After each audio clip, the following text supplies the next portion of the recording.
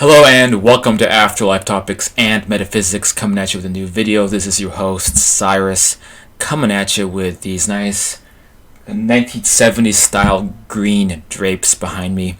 The weird angle is because I am in a traditional Japanese style inn.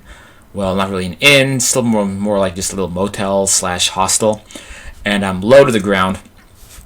If you don't like being flat on the ground on a hard mattress, then this is not the type of accommodation for you. However, I find it quite cozy.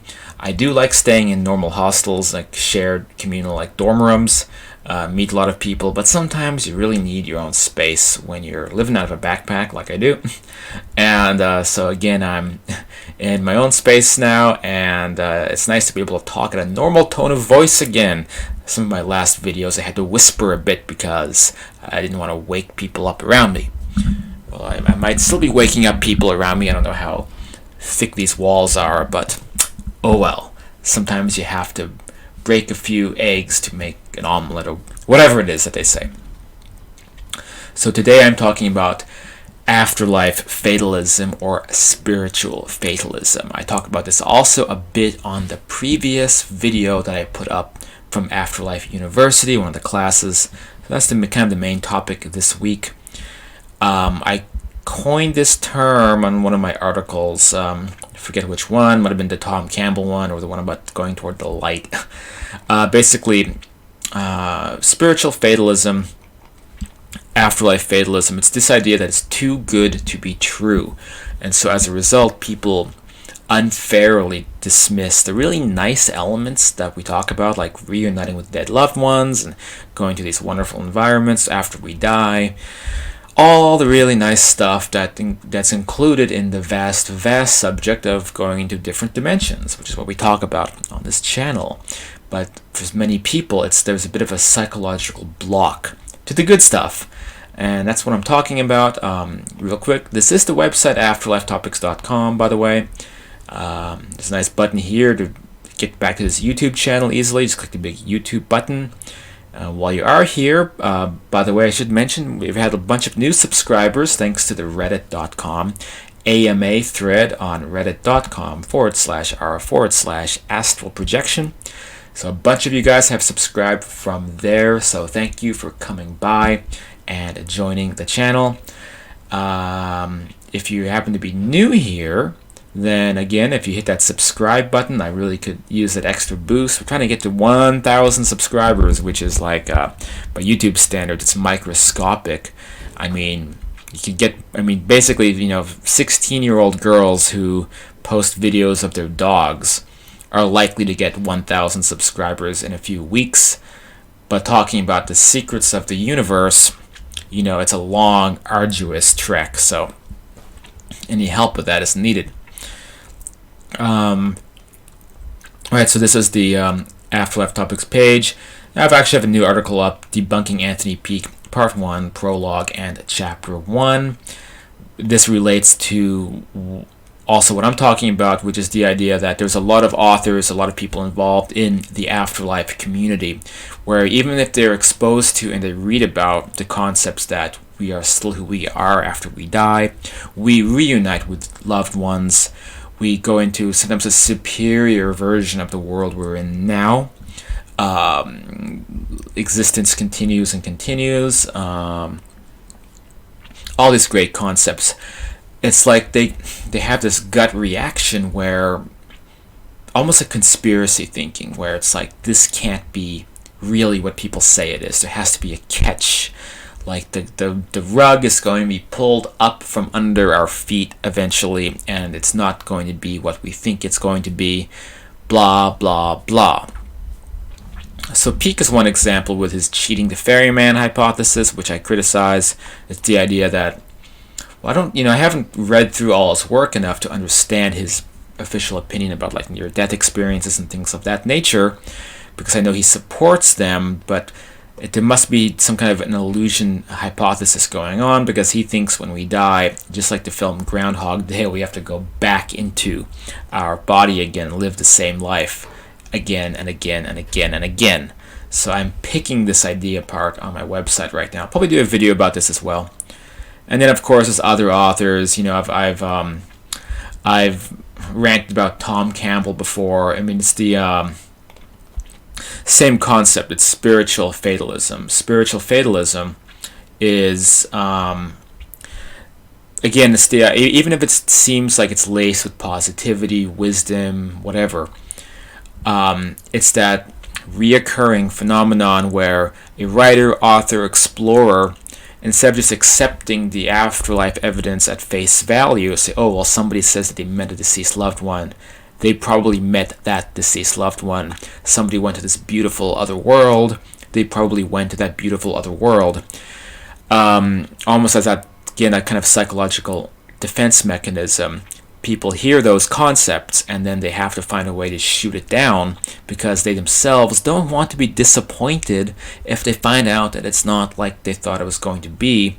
And so all these kind of weird theories come up, and conspiracy theories and ideas that shoot the concept down and hurt people who are introduced to these concepts and begin to recognize that maybe our lives do go on. We reunite with our families and our pets and all these wonderful things, and then along comes an idea like, our deceased loved ones are just holographic illusions being projected by a cosmic computer database, to paraphrase Tom Campbell. And again, Tom Campbell, he's a quality writer, good books, and maybe he doesn't totally believe these ideas anymore. I don't know, but it's the same concept. Same with Peake, and same with a lot of other people in this area. It's not just these guys I pick on.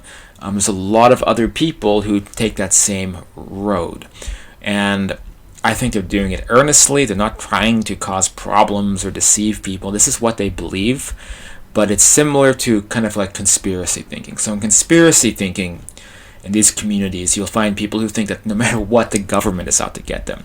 They don't see the nuance, the black and white. And they see black and white, they don't see the gray areas. Okay, maybe there's some parts of the government that are bad and some parts that are looking out for us. It's more like they're all out to get us. There's black helicopters in the sky. There's chemtrails. We're all doomed.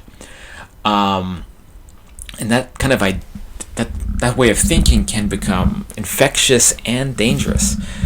And I see this in the afterlife field when it relates to believing that, literally, some of these guys, not these guys in particular, but there's other people who think like the afterlife is an illusion or the afterlife is out to get them.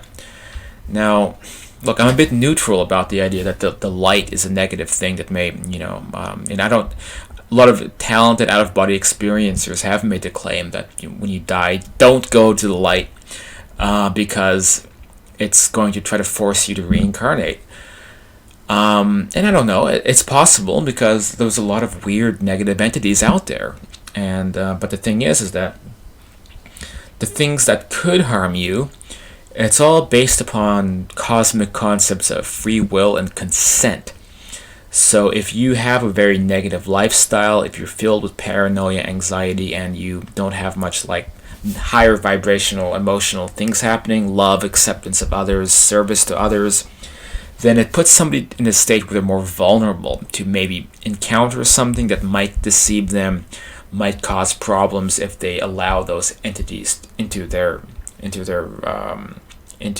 periphery.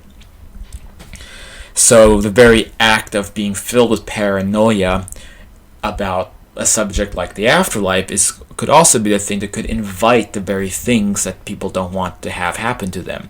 Negative entities or, deceptive entities and things like that. So it's almost what we call a self-fulfilling prophecy.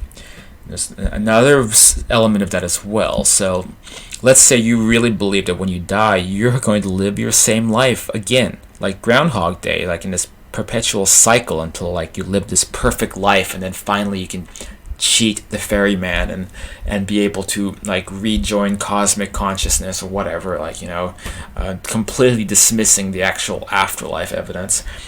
Well, let's say you really believe that. Well, with the universe, there is this concept of ask and ye shall receive.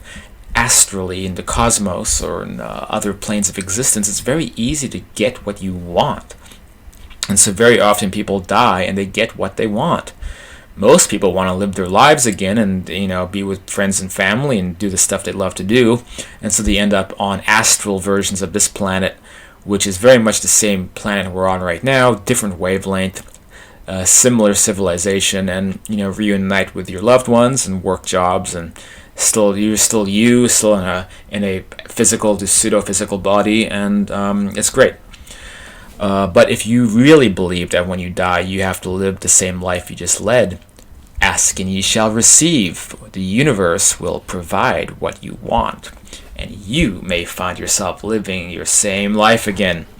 If you really believe the afterlife is a big holographic illusion, you might find yourself stuck in a holographic illusion, just confirming what your beliefs were. And then it's really hard to get out of those types of situations.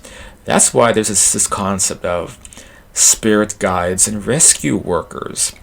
They're not just here helping us. Spirit guides spend most of their time trying to rescue people out of self-made prisons, which also happens in the form of religious prisons, like in Islamic heaven, where everybody just prays 5 times a day fervently, and then there's like an Allah sitting on a throne with a big beard, something like that. That's the most common, but there could be other prisons that are made based on people's belief systems. Now, they're prisons in the sense that it's a very limiting existence that people are not happy to be in. What they really want is to, have freedom and, and have a wonderful life. But these kind of like negative thought patterns is fatalism, the feeling that they don't deserve something or it's too good to be true, led them down this like darker path. And maybe they have to get help getting out of it. So even though that self-made place or wavelength it may be a real place, but it's not a necessary place. And the illusionary part is the idea that someone is forced to have to be somewhere. For example, let's say there's a religious heaven plane that's been created, manifested, exists somewhere in the cosmos, and people die and then go into that realm. It might be a real place, except whatever is sitting on the throne pretending to be God or Allah is most likely just some negative entity that's feeding off of people's energy. Very much the concept of the demiurge or the archon. So you just have some jerk entity sitting on a throne, sucking off of people's energy while people living there think that this is the only afterlife, this is it, and that's all there is to it, and they don't know that if they wanted, they could come back to Earth on the astral side and go get a house and meet their deceased loved ones and go back to their life again, and they're not a prisoner in this place, but they don't know that, and that's the illusionary part. And so the problem with afterlife fatalism, spiritual fatalism, is that it could set people up for these types of situations. The second problem is that it crushes people's hopes here in this world when they begin to learn about the afterlife, and then along comes some author to say it's not really what you think is happening. One last point I want to make is that I think that there is a deceptive element sometimes with negative entities. I don't think they're all out to get us. I mean, it's very easy to not be a victim of these types of things, but if it's up to negative entities, they want to sow discord and confusion. And, a channeler or even a medium can become a victim of these types of things, where disinformation, I believe, is purposefully being introduced to cause confusion, cause turmoil, and keep people away from learning about these concepts. That sounds a little bit like a conspiracy, doesn't it? But based on some of the things I've read about, I do think that this can happen sometimes, and it can even affect people who have a lot of integrity. Then all of a sudden, like, they're reporting all this kind of crazy stuff, stuff that contradicts what our intuition tells us, but what our direct experiences tells us, and what our hearts tell us. At the end of the day, kind of to quote Jürgen Ziewe, it's like, if you want to find the answers to things, find a place of stillness, gain kind of like awareness of the moment, go into that state of stillness, awareness, and kind of ask your intuition, ask your heart, like what is real and what is not real. And oftentimes this is actually the thing that's going to point you in the direction, because you're tapping into the kind of universal like source code, whatever you want to call it, matrix, or I don't know, I don't want to use matrix because that's the negative connotation, but it's like the source code, the field, you're tapping into what's, objective reality. Because objective reality is separate from subjective reality. Subjective reality is anything we cook up in our minds, and we go into little worlds that we create. But objective reality is true for everybody, no matter what. And objective reality is nice because it's usually a good thing. Okay, objective reality usually points us toward the way it's supposed to be, in a way, and our hearts are telling us the way it's supposed to be. This is Cyrus. Thanks for coming to this video. I have another video about this that I put up before this one. It was an Afterlife University class. Again, I go even more into depth about this subject and other subjects. That video is a lot of fun, so maybe you want to check that one out. If you're at afterlifetopics.com, then there's a lot to do here. I like this page, Debunker Arguments Destroyed, on this page. If you encounter any skeptics hassling you to say there is no evidence for the paranormal, there is no evidence for an afterlife, then you can actually shut that argument down by linking to dozens and dozens of available PDF files of peer-reviewed studies about many subjects that usually just shut those misinformed opinions down if you need to get like a skeptic off your back. Of course, we have the books, classes if you want to help support the channel, and join the Facebook group up here. And yeah, alright, well, I guess I will catch you guys on the next video. This is Cyrus, and yep, see you next time.